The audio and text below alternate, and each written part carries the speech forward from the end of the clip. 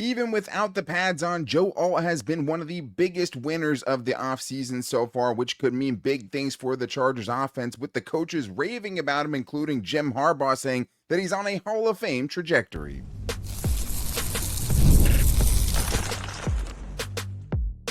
You are Locked On Chargers, your daily podcast on the Los Angeles Chargers. Part of the Locked On Podcast Network, your team every day. What is up, and welcome into the Locked On Chargers podcast. I'm your host, Daniel Wade, joined as always by my co-host, David Droegemeier, and we've been covering the Chargers now for 10 seasons together, but this is our 8th year as the host of the Locked On Chargers podcast, bringing you your team every day.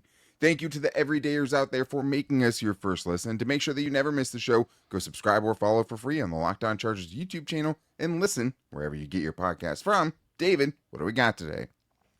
Last year, Joe Alt had to switch to the right side and was already one of the best right tackles in all of football. Now, he's had an entire offseason to dedicate himself to that position, and it seems like he is winning over the entire coaching staff. Can't wait to see what he looks like in year 2, as well as Oronde Gadsden, the tight end the Chargers traded up for. He's been making plays, he's been doing the work, getting in early, and it's really paying off for him. And unfortunately, some guys where the offseason hasn't gone particularly well for, guys like KLS, who hasn't been able to get on the field with some nagging injuries, and Andre James. We always thought that he might get an opportunity to be that starting center, but it seems like he's relegated to being a backup. That's what it feels like right now, and we're going to get into all the biggest winners and losers of the offseason so far for the Chargers. But today's episode is brought to you by FanDuel. Right now, new customers can get $150 in bonus bets when your first $5 bet wins. David, we've heard a lot of hype from this Chargers coaching staff about a lot of different players, either rookies or guys coming in for their second year or even veterans like Khalil Mack. But when someone like Jim Harbaugh goes on a podcast, Chargers Weekly, and ends up saying that Joe Alt is on a Hall of Fame trajectory, that's something that's going to really make your ears perk up, especially not because Joe Alt, wasn't great in his rookie season. He was. Rashawn Slater also was great in his rookie season, even better than Joe Alt was last year. But to say Hall of Fame, like, that is such a crazy trajectory. That is such a high compliment to pay a player, especially at a position that's pretty hard to make the Hall of Fame at and just to be a household name at. But that's how high this coaching staff has been on Joe Alt already during this offseason. And it's crazy to hear what these coaches are saying, David, without the pads even being on. Like, to have them be so sure that Joe Alt is going to take another kind of massive leap, or just to make that massive leap in year 2, is crazy. Because, this is what Jim Harbaugh said to a T. I would call him one of our most ascending players. He's that much better, that much improved. He's on track for a Hall of Fame type of career. And I don't feel like I'm going out on a ledge by saying that. Like, that does feel like you're on a ledge, David. Like, that's something that feels pretty crazy to think about before a player's second year. Yeah, that's not something you just so loosely throw around. That's something, and also coming from the stature of somebody of a Jim Harbaugh, a guy that's been there and done that and played in the league and has seen what a Hall of Fame player looks like, right? He was a pretty darn good player in his own right, but as a coach, he's seen players at every single level, basically. And so for him to be able to sit here and make that type of bold claim, like, that's a big statement. That's a lot of expectations that you're putting on a player. But also, hey, we're talking about a guy that was the 5th overall pick in the consensus top offensive lineman in the draft. And I don't think he's done anything to, deter any of those opinions as to, him not being that. And I think this year, getting another offseason to fully dedicate himself to playing right tackle, to completely immerse himself, not have any questions about what he's doing, allowed him to really kind of lock in on all of the finer details. And also, we've heard that he's added some good weight to that frame. He's starting to turn into that grown man body. He's still very, very young, and to be 6'8" and to be the size that he is and be able to move the way he does, there's no question that he's going to be a great player. But to put those expectations on it, the belief from the coaching staff and the organization is very clear. And when I think about it, the only players I can think of Jim Harbaugh kind of mentioning, in the same breath as a Hall of Fame player, like Justin Herbert. Obviously, we just did a show about that a few weeks ago. Khalil Mack, definitely one of those guys. Maybe he said something about it with Derwin James. Those are the only guys, though. Like, so to be mentioned kind of in the same air as those players who have already done it at the top level and shown that, they're top 5 players at their position or even better than that in some cases, that's pretty crazy. And to go back to what you're saying, it does feel like what they're telling us is like he's lost some of the baby fat. I mean, I know Greg Roman, also in Chargers Weekly, when he was talking, he said, I can tell he's really worked hard this offseason. His body is like he's 330 pounds. He's kind of getting into that man strength, like you talked about. Also said last year he was kind of like Clifford, the big red dog. But like, if Hall of Fame expectations weren't enough, like the reason we didn't start with Greg Roman is because Jim Harbaugh said Hall of Fame, because Greg Roman said, I think, Joe Alt, you're going to see a hands down all pro this year. I mean, hands down all pro. I can see it right now. Like, to put those expectations on him, David, and to be so confident that he's going to eclipse them, I think is pretty crazy. And to go along with kind of what you said before about he's had this entire offseason to really kind of, fully dedicate to his craft. The other big part of that is he has a whole season of tape and the things that he knows he needs to improve on. Greg Roman also said that he came in the day after the season was over and ended up saying, these are all the things that I'm going to get better at this offseason. So to have that kind of dedication, to have now that full year of film where he can go nitpick himself and see exactly what parts of his game have to get better at this level, like that is, I think, all the reason to think, hey, man, this dude actually, even as one of the best right tackles as a rookie, we could see that leap. I mean, we talked a few weeks ago how all pro seemed kind of crazy to say about Joe Alt with the guys ahead of him. Obviously, his coaches don't think so, but maybe no bigger winner this offseason, David, than Oronde Gadsden II, who had the single most impressive OTA performance as far as on-field performance, but man, whose stock is higher than his right now?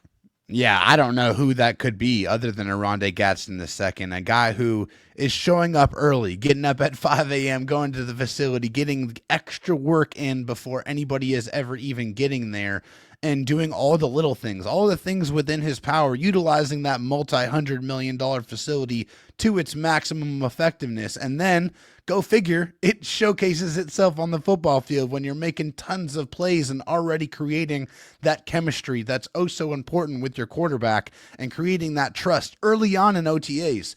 That's so valuable to be able to take that and be able to take that into training camp when the pads come on and the bullets really start flying a little bit more close to what it's going to be like in the actual football games they play on Sundays.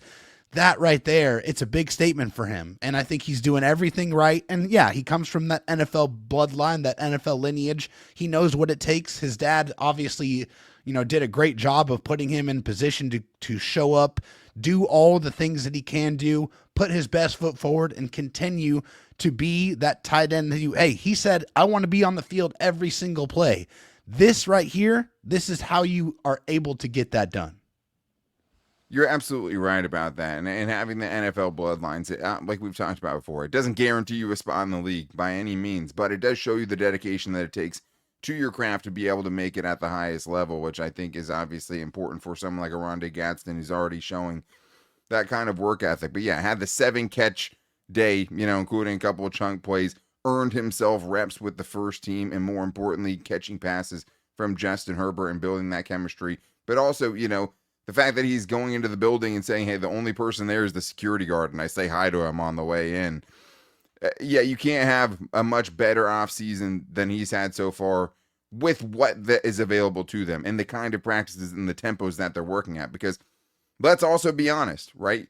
If there was a part of the offseason that Oronde Gadsden specifically would be dominating, it would be this part, right? A pass-catching, pretty much specific tight end playing in no pads without guys really being able to rough him up some. So at the end of the day, what's going to determine his success and what his role is going to be as a rookie is going to be, once he gets the pads on, how well they can teach him to block or how much blocking they can get out of him, to at least to the point where he can be on the field without being a total tell that this is a passing play and things like that. But as they told us, David, like, he has the will to do it.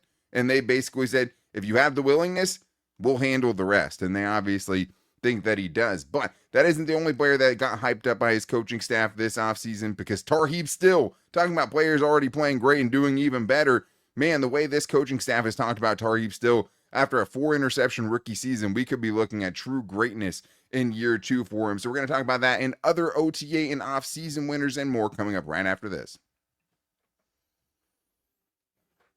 Summer sports are now in full swing with the end of the finals. Game 7, that was crazy, but now it's on to the next sports. And whether you're all about baseball or under the lights or golf on the green or high-stakes soccer action, FanDuel is the best way to make every game even more exciting. You're already following the action. Why not make it a little bit more thrilling? With FanDuel, you can get in on the game while your friends are getting sunburned at the beach. After watching my Ice Cats wrap up back-to-back Stanley Cup championships, I now turn my attention to the Padres, who are playing tonight. You can currently get them at minus 158 to beat the Nationals, but you can also get them against the spread at minus 1.5 runs, which you can get at plus money at plus 138. So I'm going to be cooking up some baseball parlays now that it is summertime, and that's what it's for. But you also have the Club World Cup going on in soccer, tons of golf action as well. And if you're new to FanDuel, new customers can bet just $5 and get $150 in bonus bets if your first bet wins. Open the FanDuel app today or visit FanDuel.com/lockedon to get started. David, we still have more winners to get to, and there was a lot of them, a lot of guys being hyped up by this coaching staff, and also, being able to show up in the very limited scope of practices that we've been able to get information on, right? Because in most OTAs, we were getting basically 1 out of the 3 practices open to the public and had great people like Daniel Popper there to tell us what happened. But it doesn't mean there weren't big winners, and I'd say Tarheeb Still, even with the impressive rookie season, finds himself on that list, David, because I mean, to hear the way his coaches have talked about him, to see him already out there, even in a limited scope, being able to get interceptions, help other players get interceptions and still just kind of be in the right place at the right time. Man, hard not to get excited about Tarheeb Still. The stock is definitely going up. Also, I think it's really important to remember that Coach Clinkscale, the secondary coach, basically outlined exactly what we need to see out of Tarheeb Still in his second year and what he needs to work on, what he needs to focus on. And we all know it's the tackling. It's making sure that he gets that zeroed in and dialed in, because the ball skills are there. The guy has unnatural instincts. When the ball is in the air, he knows how to go get that football and give it back to his offense. He's a playmaker. If he is able to add the tackling ability to that game, then yes, you better watch out. He can be one of the best cornerbacks in the National Football League with that type of makeup. And when you have the coaches saying it, that's one thing. But when you have guys like Derwin James saying that you're going to have that type of season, like that right there, that holds weight, because Derwin is an all-pro. And he's saying, hey, this guy has all-pro ability. That, I think, to me, is a big, big statement. So I want to see it. I've always been a big fan of Tarheeb Still. If he adds that tackling to his game, he's going to be a very, very feared corner in this league. Yeah, and we know he has the ability to do it. And it is more than just the tackling. It's also just the discipline and the run fits themselves. Being in the right place, not trying to take a shortcut and undercut a block, which gives the outside lane to a receiver or a person with the ball in their hands. That's a big part of it. And Steve Clinkscale told us that, but also said his effort has been relentless. And I think that's the most encouraging thing with Tarheeb Still, is that he could be fat and happy right now, man. Like, how much more confidence could you have than to go out and do what he was able to do his rookie season? He could have rested on his laurels, but by all accounts, he's in there. And even on his normal off days, he's getting invited to Khalil Mack's, Friday, weight room sessions and things like that. So really, really cool to kind of hear how he's leaning into it, right? And not afraid of the moment and not afraid to continue to try to get better, and having, not just Derwin James, but Lohi Gilman saying he's a baller. You can tell his maturity level is much different than when he first stepped in the building. We also heard that from Jesse Minter too, the maturity, right? And all of that. And Jim Harbaugh's told us before, follow Khalil Mack around, do whatever you can to do what he does, and you're going to be okay. So to see a player who's already kind of done it at a high level as a rookie be still willing to put in that kind of work and be willing to keep trying to get better, I think is hugely encouraging for someone that, like you talked about, unnatural ball skills, a guy that with his ball hawking ability, you're right. If he can iron out those deficiencies, he should be one of the best corners in the league. But he's not the surprise winner of the offseason so far at that position. That belongs to Jir Taylor, David. And I think when you're talking about how players are winning at this time of the year, especially without being able to see practices, right, or hear about every single practice that's happening, you go by what the coaching staff and the other players are saying. And in his case, This is a guy who Jim Harbaugh has now reminded us on multiple occasions, gone out of his way to tell us that Tarheep Still basically broke a bone in week 1 against the Raiders and played with it the rest of the season, and that he was a diminished version of himself. So in the ascending players, Joe Alt was in there, Tarheeb Still was in there, Oronde Gadsden was in there, but so was Jir Taylor, David. And if you're talking about stock rising, this is a guy that we thought was a potential cut candidate, maybe a likely cut candidate going into the offseason. Now it feels like he's very much in play to make this roster, and maybe even more. Yeah, I thought he was gone. I mean, I thought he was an absolute goner. The way we also that he didn't know performed. the scope of his injury, Dave. We No. didn't know he was dealing with that either, which makes a lot of sense. It does for sure. I mean, because it just seemed like he was not right, and now we have the confirmation that he truly wasn't. And I think there is something, for the other side of the coin that said, well, if he wasn't right, then he probably shouldn't have been on the field. And I think that's another thing you have to kind of think about when you're trying to evaluate how he performed. But hey, right now, he's on the field. He's healthy. That speed that we know that he has is kind of showing itself so far in the offseason. So he needs that to continue. I mean, he's definitely in a good place right now. He's in the good graces of the coaching staff. That's a good place to be. But when we get to the training camp, when the pads come on, there's going to be some competition there. There's more guys in that room, more guys in that building. When them bringing in Dante Jackson and Benjamin St. Juste, you're going to have to be a guy that's making plays day in and day out, because just because right now you're having a good start to your offseason, that doesn't mean that it's going to continue when the football is actually being played. But he's in a good spot. He's done everything he could up to this point to put himself in a good position to make this roster. That's going to have to continue. And I think the hard thing for him is it's not as if he was an all-pro player before last year, right? Last year felt more like a confirmation of, maybe him not being that guy more than it was kind of an aberration or an outlier in what he's been able to do so far in his career. But 146.8 passer rating last year, he's almost unplayable.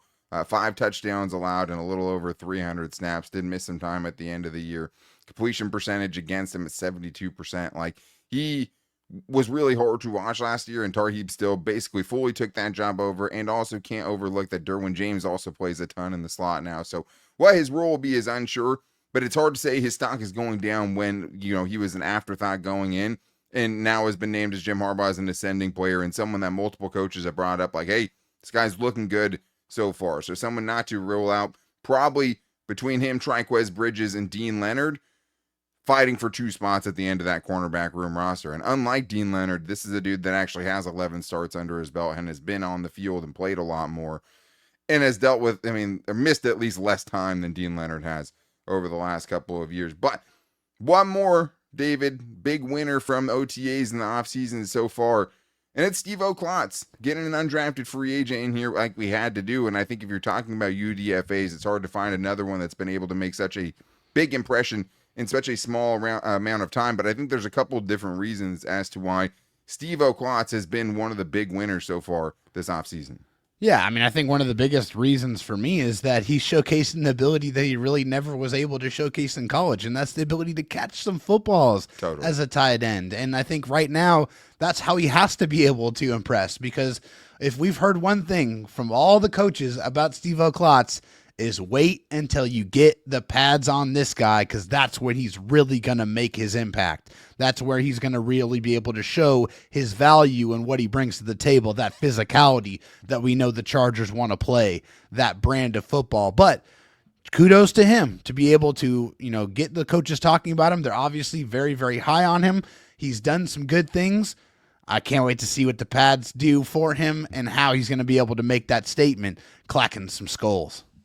Yeah, that he might as well be named Steve-O Clacking Skulls, because that is what his tape showed when he was in college. Somebody kind of the opposite of Oronde Gadsden, right? Where it's Tarheep Still even, right? His deficiencies work best this time of the year when he doesn't have to tackle someone. Oronde Gadsden, the same thing on the opposite side. Steve Klotz, it's the opposite. This is the part you would think you would have had a really quiet camp to this point, whereas he's actually been able to get out there, make some catches, had a 5-catch performance, according to Daniel Popper. So to see that part of his game is also a huge, boon, I think, to him potentially going from someone that was a practice squad hopeful to maybe a roster hopeful. But the other big factor here, David, is the comments that we've heard about Scott Matlock and his potential kind of return to a more defensive-centered kind of focus, as he says he wants to be a Pro Bowl defensive tackle, while they want him to play some fullback, opening up a pathway for someone like Steve Klotz to be like, well, if Scott Matlock, has at least a reduced role, maybe an eliminated role offensively,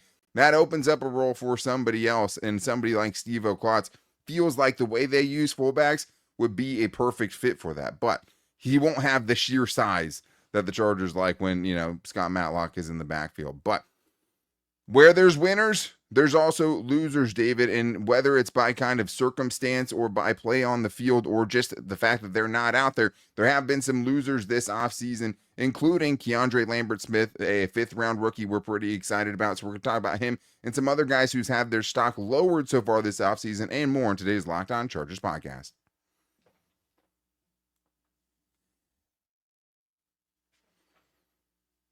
We still have more great stuff to get into in what has been a pretty eventful offseason so far before the pads have come on at OTAs and mandatory minicamp and all of those things. And thank you to the everydayers, as always, for making us your first listen. If you need a second listen, make sure to check out the Locked On NFL Scouting Show with Kyle Krabs and Joe Marino, where they can give you everything that you need to know from every team around the entire NFL instead of just the Chargers, and keep you the most informed NFL fan this offseason on YouTube and wherever you get your podcast from. But losers, and I just want to start by saying, listen, like, when you're talking about, okay, David's put an L on his forehead for the listening audience, so hard for me to say this now, but it's not about being a loser, right? And that has a totally different kind of, meaning to it. That's not what this is. This is players kind of whose stock have gone down for one reason or another, and I think you have to start with KeAndre Lambert Smith, because he hasn't been out there, right? This isn't he's out there and, it's just not looking good, he's not moving well, or any of these things.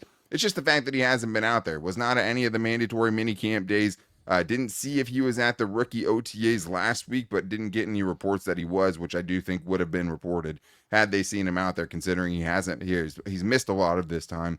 And David, it's hard to not think that, even though it's not training camp yet, and it all can be corrected if he gets healthy and can, participate in all of training camp in the preseason, that he's not someone that's had his stock kind of go down so far just for the inability to be out there. He's missing valuable practice time right now. He's missing valuable time being able to connect with his quarterback that he's going to hopefully be catching passes from this year. He's not able to do that because he's not been on the football field. And we also know one of the Chargers' kind of core principles that they kind of live and die by is there every day. Availability. And right now, he has not been able to show the ability to have that availability to be on the football field. And so, yes, his stock, unfortunately, is going down because of that. And there's just really nowhere else for it to go, right? And like we talked a little bit about before, David, it's like you hear these stories about Oronde Gadsden getting at the facility at 5:30 a.m. And you also hear that Trey Harris is just hanging out around the facility, just finding things to do, with Ben Herbert getting on the field, doing extra stuff, and applauding the extra stuff that all the rookies have kind of been able to do so far. You're not able to do that if you're not healthy, and it's not your fault. And like we said last week, where it's like, this isn't that big of a deal if he can get right. And according to Jim Harbaugh, everyone who missed any of these practices should be ready for training camp, and that's not a total death knell, but like, it started that way with Junior Colson last year too. And it's like, you don't, if something else does happen, you don't have these reps to fall back on. You don't have this experience to fall back on. And you haven't been able to show so much that they're like, man, well, let's give this dude some first team reps now. So it's just more about him starting kind of behind the 8 ball. When things really do start to heat up, he's going to have a little bit more ground to gain, especially when you have Sanjay Law out here straight up telling you that these rookie receivers aren't in NFL shape. You can't get in NFL shape if you're hurt, right? You just can't. So it's not his fault that he's hurt, at least as far as my knowledge goes. But it's just more about being a little bit behind the 8 ball now and having to play even more catch up when he was already trying to catch up to begin with. But you brought up another good kind of loser of the offseason so far with Andre James. And I do think it is a really astute kind of thinking here, because I almost put Bradley Bozeman and Zion Johnson in the winners category, not because they've been out there blocking air well, but mostly because of just how highly these coaches have talked about him, where it does feel like Andre James, as someone we were hoping could be a bounce back candidate, has kind of fallen by the wayside as far as guys who are in a good spot to compete heading into camp. Yeah, I mean, I think I was like a lot of other Charger fans, were hopeful that Andre James was going to be given an opportunity to potentially earn that starting job, and because of what he's been able to do recently in his career. He's played center, a lot of center in the NFL, and has played it at a pretty high level at times. But to us and to everybody who's paying attention to what's going on with the Chargers and that kind of interior offensive line situation, it's a two-horse race there. It's either going to be Zion Johnson that's starting at center, or it's going to be Bradley Bozeman starting at center. And it seems like Andre James is, and probably was always going to be, destined to be the backup center of this football team. Man, he might be the third string center, right? Like, all we keep hearing about Zion Johnson, and him playing center is like, oh, well, even if it doesn't work out, at least now he has some experience, so we have depth there and he can play center if we need him to. It's like, okay, I get it. And, to his credit, Jim Harbaugh on that same podcast talking about just what he sees in Joe was also just talking about how stoked he is that fans are so scared about the offensive line and they care so much about the offensive line. And that doesn't make it any less scary, because it does seem right now like it's a foregone conclusion that one of these two guys are going to be starting at each spot. Like, because that's the thing. It feels like whoever loses the center battle kind of defaults and becomes the starting left guard. And I just don't think you want to go into camp feeling like that decision has been made already, man. Like, and in all reality, it hasn't. Like, there is a chance, that Zion's a total bust and Andre James comes out there and blows everyone out of the water and can take that spot. I don't think it's, out of the realm of possibility, but the percentage just seems like it's so low right now, because it feels like they're so high on these guys we watched struggle last year. And I don't get it to a certain extent, because, we haven't seen it, and what we have seen wasn't good. So it's just, when you have seemingly so much of your offense's success and their potential success kind of wrapped up in that specific interior offensive line trio being better, it's not great to feel like Andre James doesn't have a chance, especially when, yes, he is coming off of a bad season. So was Christian Fulton, right? So was Elijah Molden. So were so many other guys they've taken chances on, where it's like, why can't he be the next bounce back candidate when you saw him playing at a high level as recently as 2023, like you brought up? But I have a package deal of losers here for this last one, David, and not guys, we don't like calling any of these guys losers. Like, these are guys we have high hopes for, had high hopes for, whatever the case may be. But it's hard not to think that Brendan Rice and Najee Harris are both offseason losers so far, just by what the Chargers have added to those positions, where, maybe if they were less concerned about it, or didn't add as many premium pieces, both these guys would be sitting pretty. But where we stand now, David, it's a numbers game, and both of these guys' chances of making the roster got a lot tougher. Oh, my goodness. I mean, the Chargers look at their wide receiver room, was like, okay, we need to add 3 new wide receivers. So, sorry, Brendan Rice. I know you're here, but you just didn't show us enough to be able to feel good about, you helping us, improve our wide receiver room. So we had to go out there and make some important improvements in that area. And, oh, by the way, Kaimani Vidal, I know we just brought you into the building, but we're going to go ahead and sign Najee Harris, and then we're going to draft another running back in the first round. So good luck trying to get any carries this season. And, oh, yeah, we also like Hassan Haskins because he can help us on special teams. So, and we love Rocket Sanders, too. Yeah, and we definitely love Rocket Sanders. He's just more of the type of running back that we like, and the style of running back that we like to play with. So, sorry, but, that's just the way it is. And, of course, this is the NFL, right? And if you don't showcase what you're able to do, and unfortunately for him, he had 43 carries last year in 10 games. If he makes the roster this year, it just seems like, where are those carries going to go to? I just think that it's really, really tough for both these guys. There's a lot of competition now that has been injected into both of those position groups, and they both seem like they're going to be on the outside, at least right now, looking in. Yeah, it'll be interesting. I don't know if Kimani's off at this point. Like, if I had to do my 53-man roster prediction tomorrow, I think I'd probably still have him on there ahead of Rocket Sanders, just because we haven't got to see the preseason or anything yet. But, man, like, you're talking about, to your point, though, like, at one point it was like, was Kimani Vidal about to take over as RB1? Because J.K. Dobbins heading into free agency, Gus Edwards heading into free agency. You have Hassan Haskins, who's more of a short yardage special teams guy. Kimani Vidal has a great chance to have a big role in 2025. Does not feel like that anymore, right? And in Brendan Rice's case, it just like, if I had to guess right now, I'd say Rice is out, but all makes it in. But it's hardly cut and dry that way. It does feel like Rocket Sanders could be more of a replacement, a training camp stash to keep if one of a Najee Harris or a Marion Hampton gets hurt, because he is more in that style. But hard to feel good about Kamani Vidal. I think the one good kind of saving grace for him is Greg Roman was complimentary of him, said he's been playing with an extra gear so far this offseason. So maybe not as much on the hot seat necessarily as a Brendan Rice is, but at the same time, it's going to be tough. The roster is deeper overall. The decisions are going to be tougher this year. And if you're at the end of the roster and tough decisions have to happen and you can't surely stamp your case for why you should be there, chances are you're going to be gone, right? And competition is great. Competitors welcome. It feels like they're more set up for that mantra this year, whereas, last year they were kind of had to do what they had to do, and guys were just, you can't turn over the entire roster in one season. This year's going to be a battle, especially for, second-year players, even third-year players from a previous regime, and, it's going to be tough to make this 2025 Chargers roster. But that is going to wrap things up for today's show. The plan this week, big week for the fans. We have a couple of really fun shows coming up, including Buy or Sell on Wednesday this week. So if you guys want to get your buy or sells in, make sure to hit us up at Locked On LAC on Twitter, at Locked On Chargers on Instagram, and our Locked On Chargers Facebook page. But that's not it, because this week we're doing a special episode on Friday, a bold prediction show where everything flies. We're going to get into the boldest, craziest Chargers predictions and talk about them on Friday's show. It should be a ton of fun. But thank you guys, as always, for checking us out and making us your first listen. To make sure you never miss the show, go subscribe or follow for free on the Locked On Chargers YouTube channel and listen wherever you get your podcast from. And also remember, the best chances of getting on the show are calling in and leaving a 30-second voicemail at 323-524-7924. But make sure you guys are back here for Buy or Sell on Wednesday. Until then, guys, take it easy and go Bolts.